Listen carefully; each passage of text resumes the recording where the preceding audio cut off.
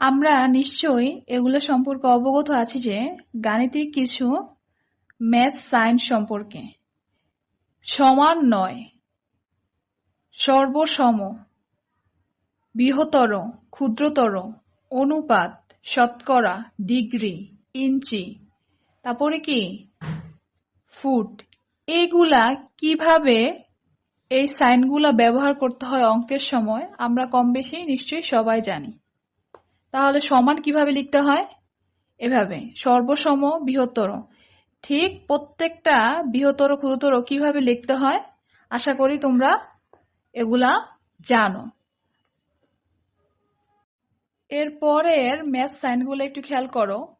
Foot, কোণ, সুতরাং, যেহেতু, যোগ, বিয়োগ, গুণ, ভাগ, এগুলো হচ্ছে প্রত্যেকটা কি ম্যাথ সাইন।